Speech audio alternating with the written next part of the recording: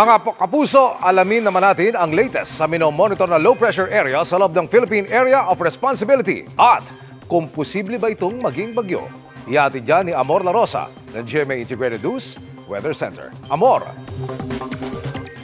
Salamat, Emil. Mga kapuso, kumpara nga nitong mga nakalipas na araw, mas lumapit na sa lupa ang minomonitor natin na low pressure area.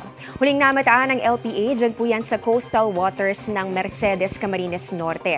Ayon sa Pag-asa, may dalawang senaryo na pwedeng mangyari. Una po dyan, babaybayin nitong low pressure area, itong eastern coast ng Quezon Province, saka po ito magdidissipate o malulusaw. Pero may isa pang bagong LPA na maaari pong mabuo dito yan sa West Philippine Sea. Yung ikalawang senaryo naman, posible po na hindi na matuloy yung pagka-dissipate po nito o pagkalusaw. So mananatili po yan as low pressure area. Tatawid po dito sa lupa hanggang sa makarating na dito sa may West Philippine Sea. Kapag po nag-cross yan dito sa landmass, maaring mahagip ng epekto nito itong Central Luzon at ganun din ang Calabarzon.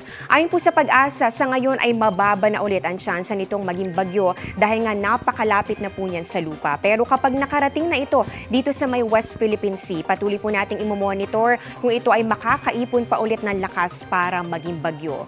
Ayon din po sa Pag-asa, maaaring sa Huwebes o Biyernes ay wala naman ang umiiral na sama ng panahon dito sa Philippine Area of Responsibility, pero patuloy pa rin tumutok sa updates.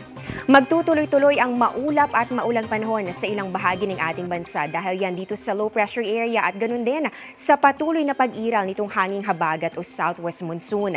Base nga sa datos ng Metro Weather, ngayong gabi may tsansa po ng ulan. Dito yan sa may extreme northern Luzon, ganun din sa may Cagayan Valley, Cordillera, ilang bahagi po ng Central Luzon, ilang lungsod dito sa Metro Manila, pwede rin po yan makaranasan. Pati na rin po dito sa may southern Luzon, lalong-lalo na sa may Mindoro provinces at pati na rin sa Palawan. Ganon din dito sa ilang bahagi po ng Bicol Region.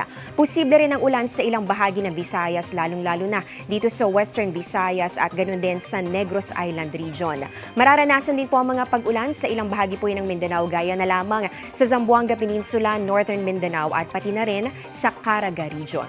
Bukas ng umaga, mataas na po ang tsansa ng ulan. Dito po yan sa bahagi ng Mimaropa at pati na rin sa Western Visayas. So dito po concentrated yung mga malalakas sa pag-ulan bukas ng umaga. Magtutuloy-tuloy po yan sa hapon at meron na rin mga pag-ulan sa Northern and Central Luzon. Ganon din dito sa Bicol Region at pati na rin sa ilang bahagi pa ng Southern Luzon. Sa Metro Manila, bago magtanghali, posibleng maging maulap at magsisimula na ulit tumaas yung tsansa ng mga pag-ulan. Kaya po magdala pa rin ng payong kung meron po kayong lakad.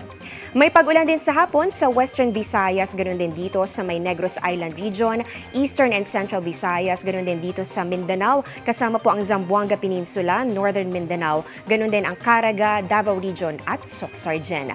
May malalakas sa buhos ng ulan kaya maging alerto po sa banta ng baha o landslide. Yan muna ang latest sa ating panahon. Ako po si Amor La Rosa para sa GMA Integrated News Weather Center. Maasahan anuman ang panahon.